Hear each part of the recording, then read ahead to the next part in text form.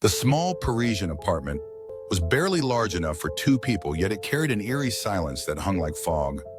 Issei Sagawa, a Japanese literature student, sat at his desk surrounded by stacks of books and foreign magazines. To his professors, he was shy and polite, an introverted intellectual with a fascination for Western beauty.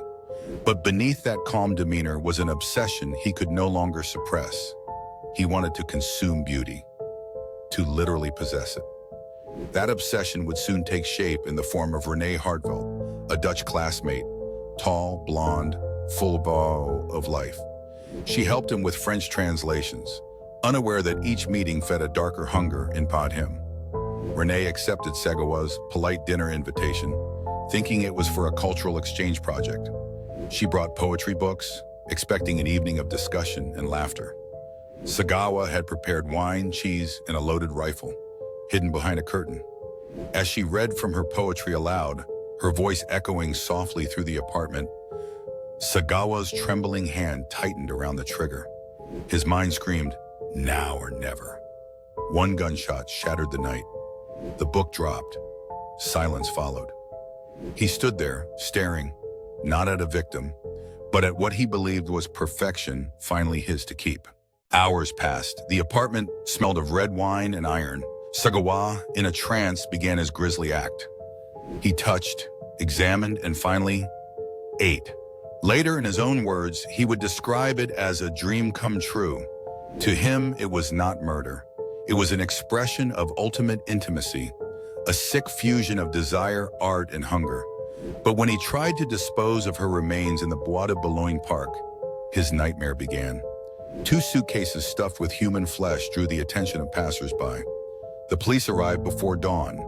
Inside, they found what was left of Renée Hartevelt, and a trail that led directly to Sagawa's apartment. When officers arrived, Sagawa didn't resist. "I killed her," he said quietly, "to eat her." The courtroom gasped when the details emerged. But what shocked the world even more was not the crime. It was what came after. Declared legally insane by French authorities, Sagawa was sent to a psychiatric hospital instead of prison. Years later, his wealthy father negotiated his transfer to Japan, where psychiatrists there declared him sane. Within months, he was set free. Now in Tokyo, Sagawa walked the streets as a free man. He became something grotesquely famous, writing books, appearing on talk shows, even reviewing restaurants. He spoke about his crime without remorse, turning horror into celebrity. The families of victims across the world wept for justice that never came. Meanwhile, Sagawa smiled before TV cameras, his small frame and soft-spoken voice hiding the monster within. His story forced society to ask, how could a confessed killer walk free and profit from his crime? Years later, Sagawa's fame turned to isolation. He fell ill, penniless, and forgotten by the world that once fed on his notoriety. Journalists who visited him found him frail and paralyzed, dependent on others for food. A cruel irony. The man who once hungered for flesh could no longer feed himself. Justice, it seemed, came not through courts or handcuffs, but through time itself. The Sagawa case remains one of the darkest examples of how law and morality can fall apart in different systems. He confessed, he was caught, he was released.